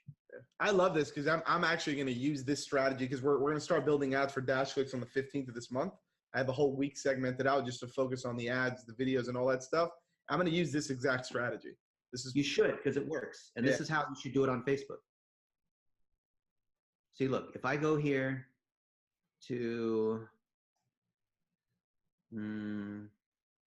this one isn't a great one, but let's see, what's a good one here? I'll look at this one anyway. Okay.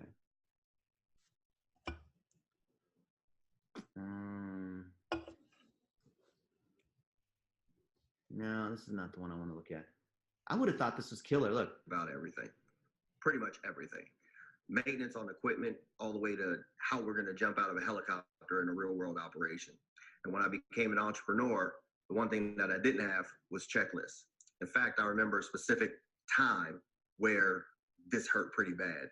So I hired a VA from overseas, and I needed her to do my social media. But because I didn't have checklists, our communication was horrible. I'd be up at night waiting for her to get back to me. I actually didn't know that they actually have rolling blackouts out there pretty frequently. So I was kind of just letting her do, but we can never like connect. So that video didn't do quite as well because he didn't get to the point quick enough. I see a question on that, and we get tons of inquiries in DashClicks about that, especially in our Facebook ads department. Yeah. I know, obviously, you probably use split testing, right? But what do you see since you spend so much money in ads working better? Is it images or videos? What do you think? I say videos. Yeah, videos are killing it. The average watch time on Facebook, what do you think it is on a video? How many seconds? I would say 6 or 7 seconds, maybe. 6. The answer is 6. Is it? Yeah, right? Okay, cool. So when you can get one that's over 15 seconds, you got a winner, and you want to put money against it.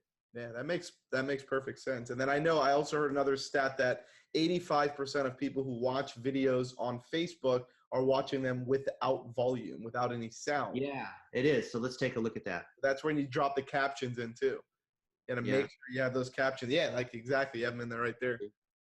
You can see here, engagement.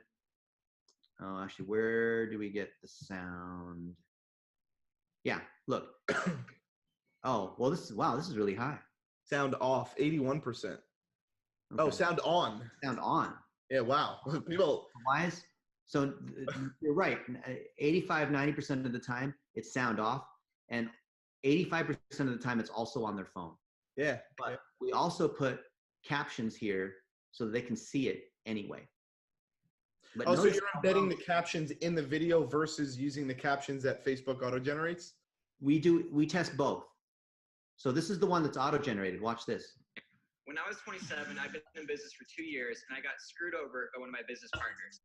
Ironically, he was worried when we started the partnership that I would screw him over by stealing the clients.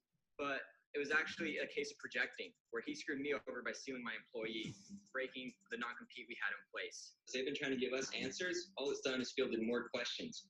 At first, I was really upset. I thought about how I could use my marketing skills and Facebook hacks to damage his brand and the ways I could kind of take him down, because I was pissed off. So as we're starting to have the light shined on that, it's, again, just giving us more questions. So the more we know, the more we want to find out how deep this rabbit hole goes. And then I remembered something my dad told me when I was growing up. He told me that once you give away your integrity or lose your integrity, it's so hard to get it back. I believe too many people forsake their integrity in the pursuit of money, in the pursuit of fame, in the pursuit of following and building up their personal brand. You're going to start to see everything that previously has been kind of hidden in the shadows and in the fine print, now is going to be shown forth in the light. I want my USP as a business owner not to be that I'm great at Facebook ads or that I can make you a lot of money. I want to be that I'm an integral business owner, that I will work hard on your account, that I'll care over your account. I'm Logan. I do Facebook ads for a living. I may not be the best in the world, but I'll work on your account. I'm an integral business owner. I'd love to connect with you. So look at these, look at the watch times, look at the performance here. By the way, he made that post 6 months before he ironic, went right? off to tuck the needle. Yeah, ironic, right? I was going to say that. What we do at our workshop. So at the end, on the third day of our workshop, everyone comes up and does a 1-minute video, and they can choose whatever story they want to tell. That was a story that he told, which I thought was funny. Ironic. That's what it is. But look at how well this is performing. 53,000 people reached, 27,000 3-second video views. That's 50%. Half of the people that were scrolling through a news feed, through this news feed, stopped for at least 3 seconds. You know what the average is? No, I'd love to know. It's a third. Wow. It's 30%. So this is killing it. And then of these 27,000, how many of these turned into a 10-second video view? 17,000. Wow. Geez. Look at this. 27,000 of these folks stayed on for at least 10 seconds. You know what the average is? A third. A third, right? Also? So yeah, because we had a high reach to 3-second view and a high 3 to 10-second view through, that's why our average watch time is 16 seconds, right? So Facebook basically, obviously, I'm assuming based on the analytics and the data that comes in, the better the actual, or the better the ad performs, they'll just keep, you'll decrease your costs over time. Yes. So here's the point that you need to know that will work for you in generating views, that will work for clients, is that to your point, let me break it down in terms of the math side, Chad. Sure.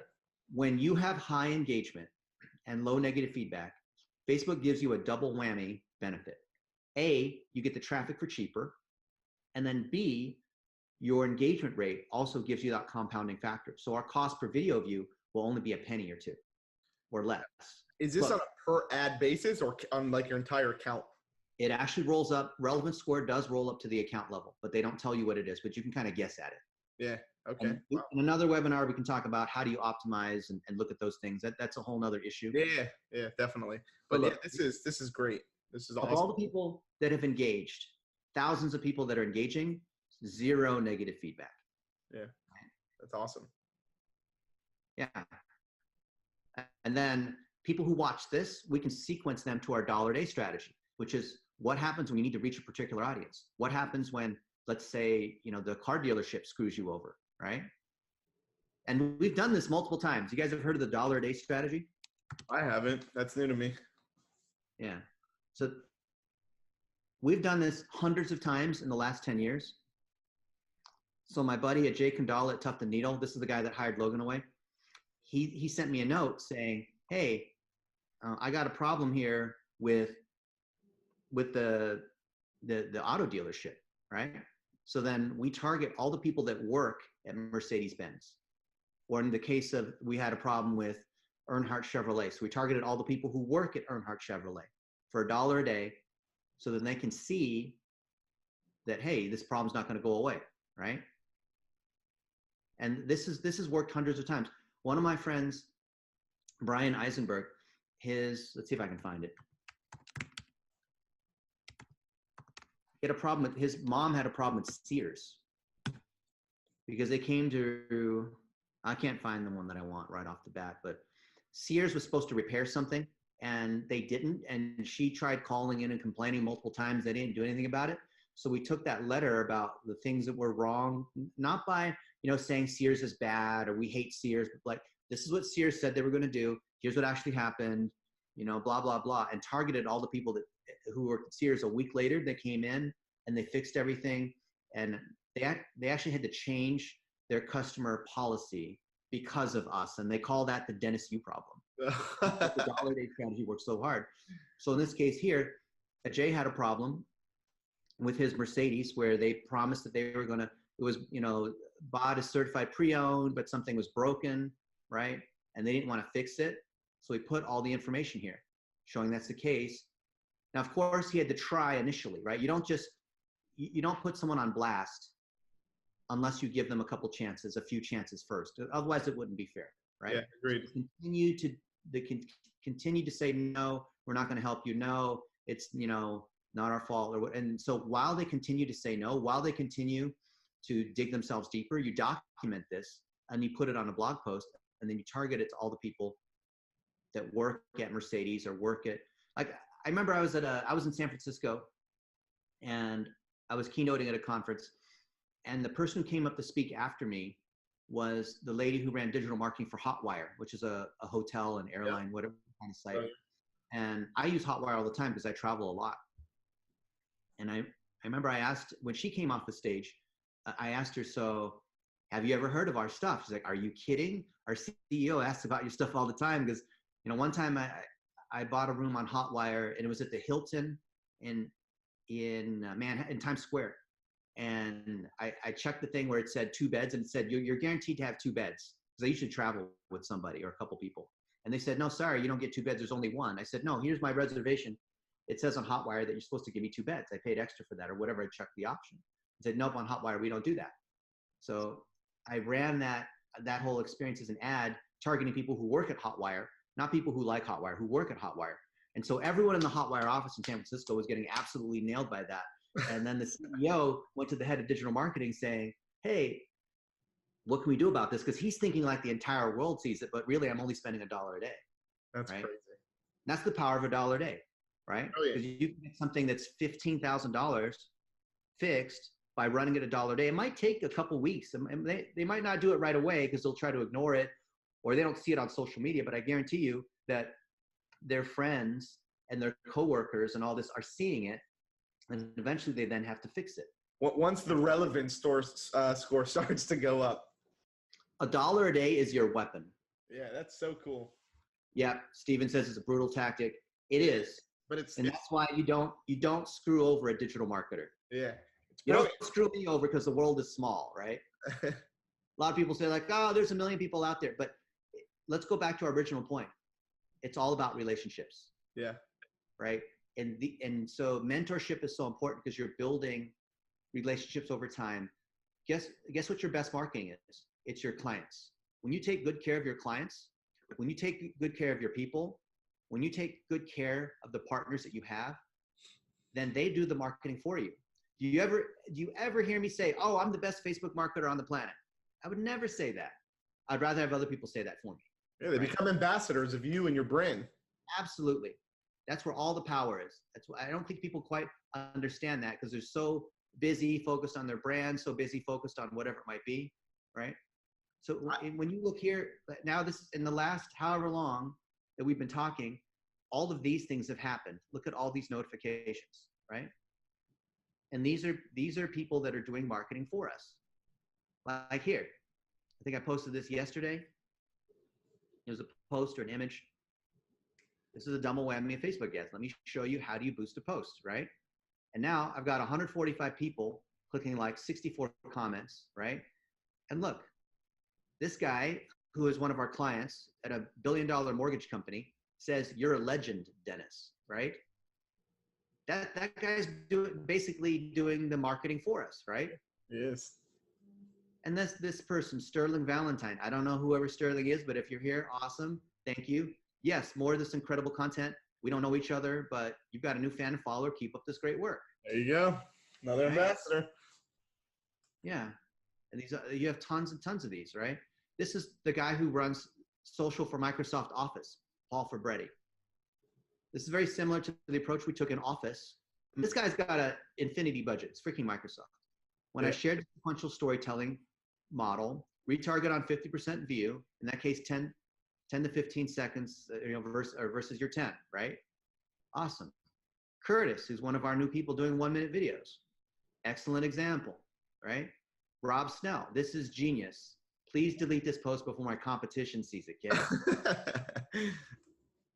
So here we are, we're practicing what we preach. We share our knowledge, we engage with people, we recognize them in building relationships. And when people see, so all the friends of Rob Snell, all the friends of Curtis, all of Paul's friends, Paul has some important friends because he's a big deal, right?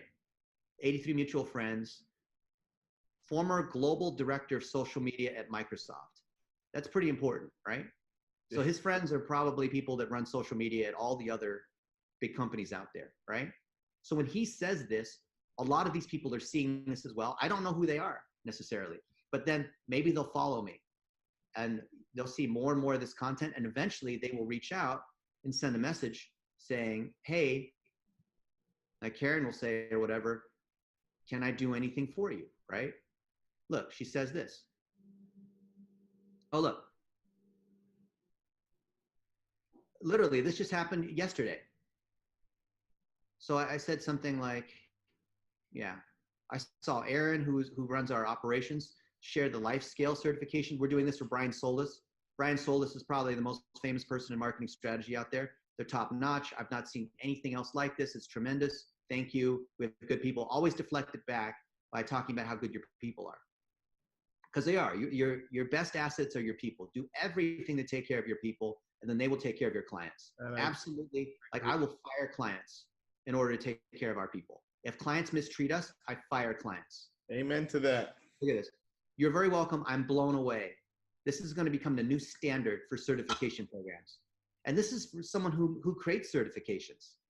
That carries a lot of weight when Karen Freeberg says this, right? It's not just some random person saying this, right? And I hope I get our program accredited. She's like, yeah, I've not seen this being done in other programs, want to roll it out.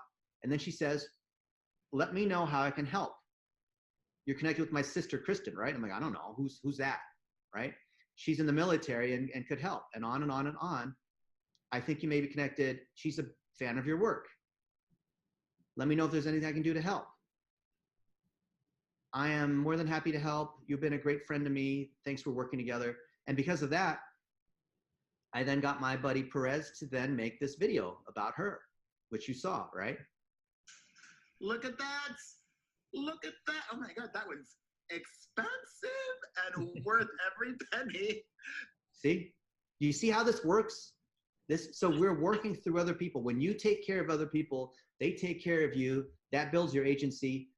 You never have to go out and cold call. You never have to get on a 1-hour call and explain what you do. You never have to, everything will come to you. These people come to you. You do not have to be on CNN or be a big time 20 years of experience or whatever. You do not need that. You merely need to take advantage of the network that you already have, and these people will take care of you. Like, here's one. Literally, I'm just scrolling through the notifications of what's just happened as we've been talking. So you can tell that I'm practicing what we preach. I'm not just making something up or something that I heard from someone else, right? And that's how you can tell with the digital marketing person is, do they practice what they preach? So I posted this a year ago. Look, this is 2018. We hire a lot of VAs. They're so amazing. I love them. 149 comments, and all these other people that are, here's one of my favorite tips. Take a post that's killed it, that's done really well from a year ago, and then just click like or comment back. See, this person said, you know, blah, blah, blah, they like our stuff, so I click like on that, right? And here, someone should have come in and clicked like on this. I'll click like on this.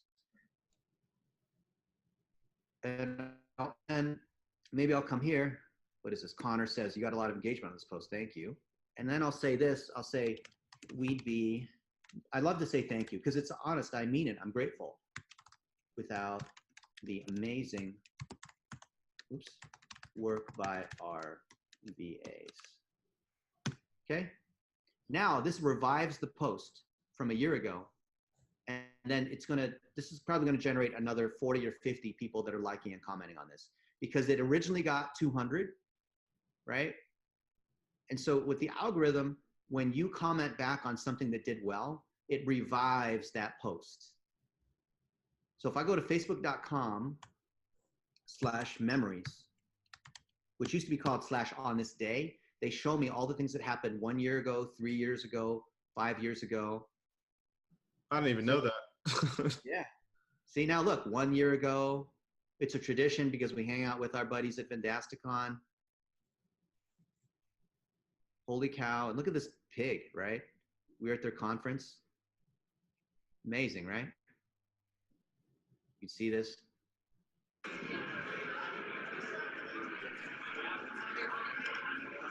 Incredible, right? And let's see. A year ago, why does Facebook run ads to test $1 a day? Okay. Let's see here. Let's find a good one. Maybe it's like 2 years ago, 3 years ago. 2 years ago in San Diego. Great workshop to define a simple strategy. Thanks, Blitz. And I can comment back and I could say, still works today. And this is not going to get much because it only has 2 likes and 2 comments. So that doesn't really give me much.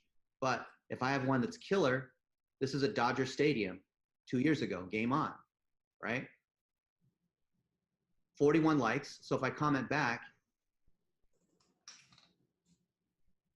I can say, you know, I love the Dodgers. Actually, to ask for engagement, do you love the Dodgers too? Right? I never hit share because if you hit share, it says, oh, well, on this day, this one thing happened, right? What I want to do is I want to engage on the post itself. Coca Sexton, when Dennis Yu thinks you're a baller, you've hit a milestone and you get some nice office toys to boot. So this is a guy who ran the social for LinkedIn, right? LinkedIn is absolutely blowing it up, right? Oh, look, see, he said something. I forgot what it was. Coca said something that made me laugh. So I went to Amazon and bought him these 2 little mini balls. And it says here, gift for you. Coca, you are a baller, right? So literally, like, send him some balls. They went to, you know, Amazon, right? Here's another one. Nearly every company struggles with this, but doesn't realize it, which is they don't have any process and they're not reliable, you know, whatever it is. And but when I have one that's killing it, okay, like this one's 142 likes and all these comments. This is probably one I want to comment back on, right? Because Facebook's an amplifier. If I comment back on something that got only 1 or 2 views, that really doesn't mean very much. Oh, this is not too bad. 91% of videos are autoplay, 71% with sound off. Oh, there we go. That's what we're speaking about. Yeah, but this was 3 years ago. Wow. Yeah. So you can see the numbers go up. Yeah. Now, what might we say to re-engage this post? I would say something about, are the numbers still the same today? The numbers, yep, are still the same today, or even more so. Okay. All right. And by the way, the blue check mark doesn't do anything for you. Don't think that because I have a blue check mark that helps with my engagement. That's really just a vanity thing. It doesn't help me. I feel like it's more social proof, right? Yeah. Yeah. Here, 5 years ago, notice almost all my content's evergreen. You should post almost all evergreen content. Life is a great instructor. Today's lesson, work with only the best people, take shortcuts and you'll regret it. This guy said solid, I'll click like on that.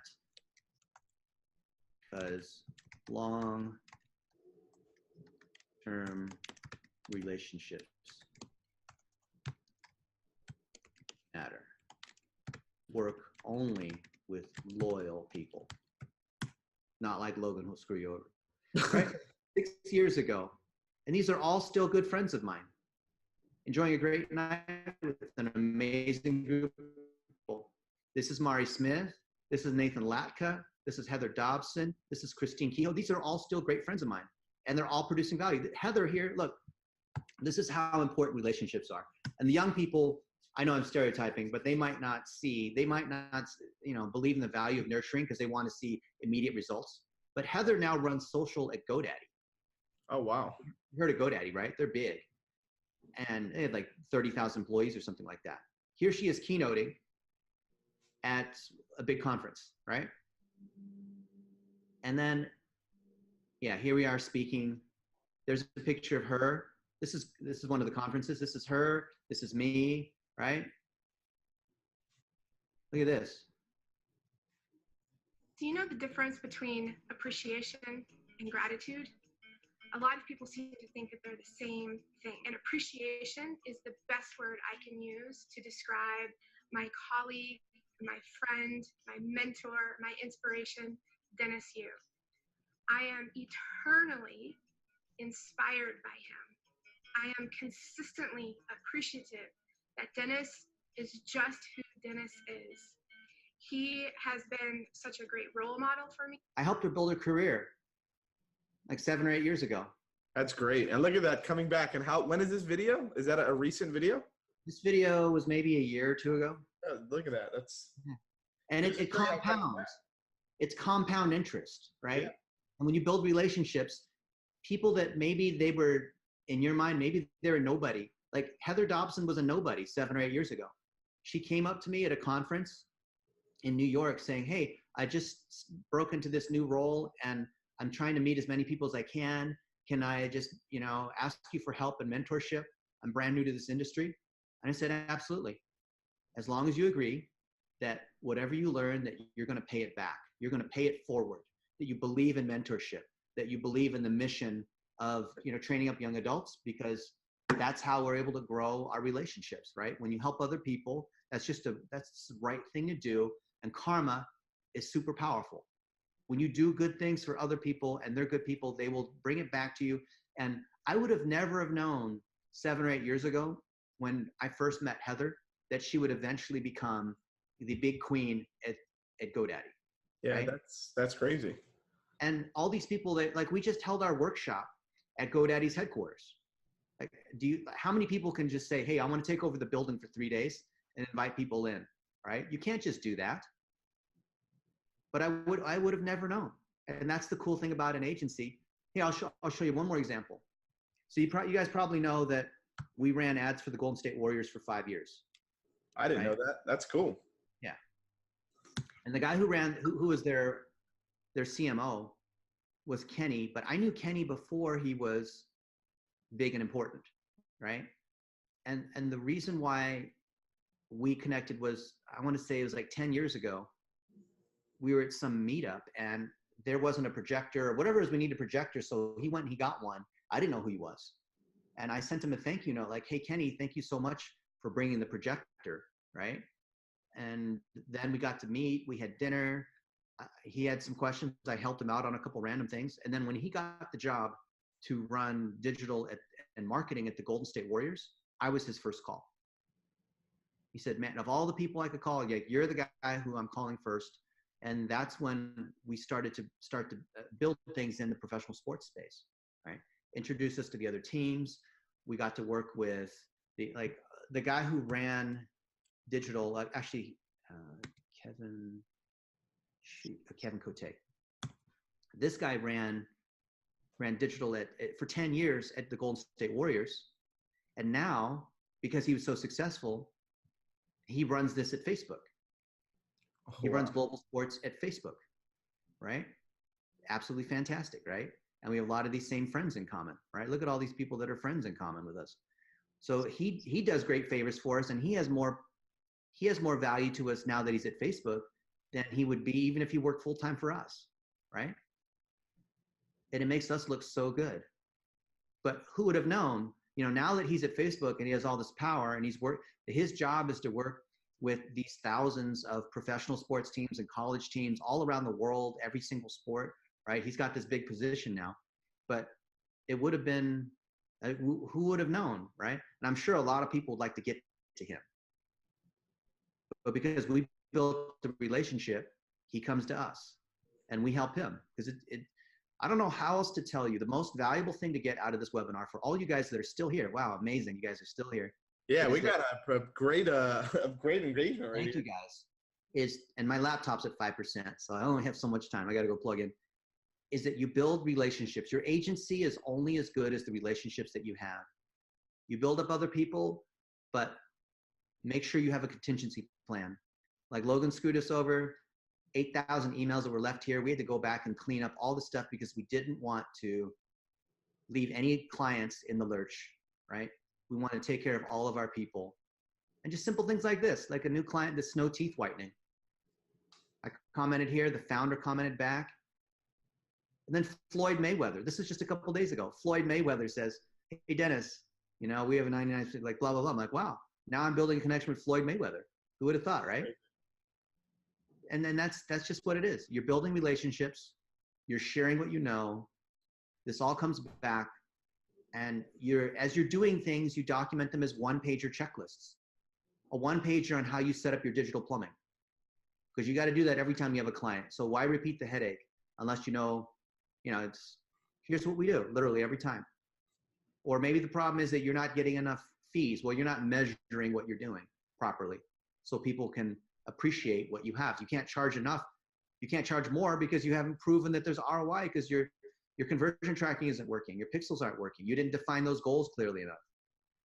Or the problem is that you're doing 15 different things because they keep changing the scope on you as an agency. Because an agency, you want to please the client. They say, how about this and how about that? Yes, yes, yes, I'll do all that. But you don't update your pricing, or you don't define the topic wheel, which is able to define what content's really valuable or not, right? You need a content marketing checklist to prevent the scope from creeping on you. Or the conversion rate is low. That's a classic one. Well, it's because you're not building remarketing audiences. It's because you're not going cross-channel, or you don't have the right targets. You're not optimizing properly because you're not getting enough volume. You're not taking advantage of those remarketing audiences natively. You're not building why, what, why, how, what content. You're not boosting posts the right way. Like, all of the problems that agencies have can be traced back to checklists that they're not implementing. Like, are you using the dollar-a-day strategy to incept the media and create that kind of trust to begin with, and you remarket off the trust? Are you doing lead ads through chatbots or through Facebook's native lead ads? Do you have a lead magnet that then drives to a sale if it's a considered product? Like, all these different things, are you doing them, right? Are you doing them for yourself to grow your agency so you get more clients? Are you doing them for your clients so that they will continue to pay you every month? You know what, Chad, when I hear people say that their number one problem, if I hear someone say that their issue is that they need more leads, then I know that they're a new agency. Yeah. I can tell the if other they're way around.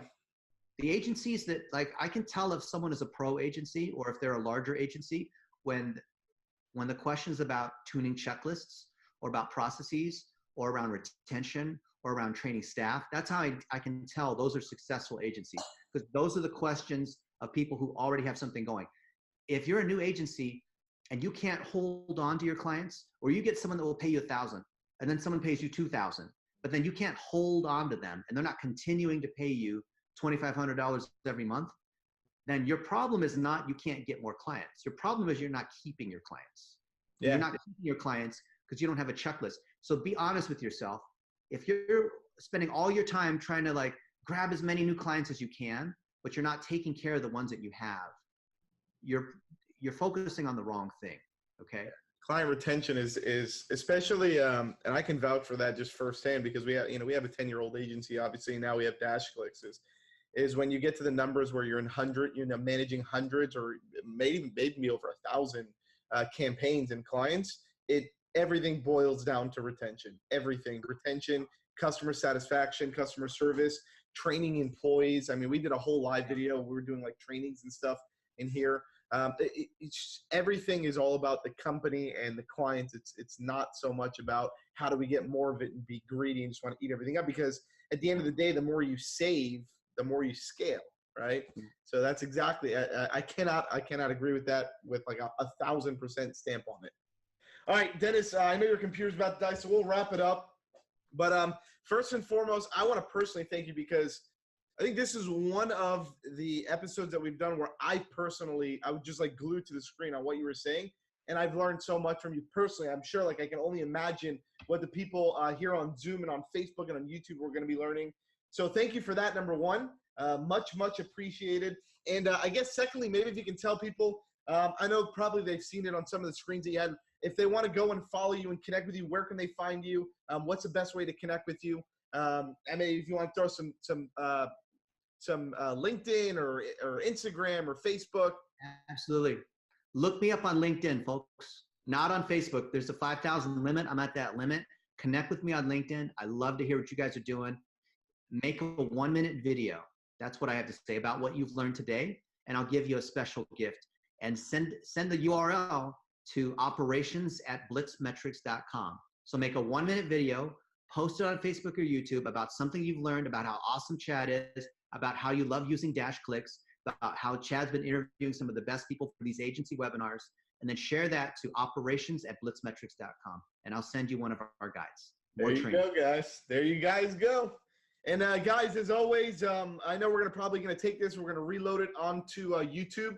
So if you are watching this on YouTube, just click right there. There'll probably be a little button right there. Just subscribe to our channel. If you haven't joined our Facebook group, it's Marketer's Mindset by DashClicks. If you just click right there, there'll probably be a little button floating above my head where you can join us on our Facebook group. And if you haven't got your DashClicks account for any reason, right there is going to be a button. You can just register, go to DashClicks.com, get your forever free account. And once again, thank you so much, Dennis Yu. Thank you, This is everybody. an amazing influencer secret event. So thank you for that. Thank you guys for watching. Thank you guys for your time. And I love all you guys. So we'll wrap it at that. Thank you guys.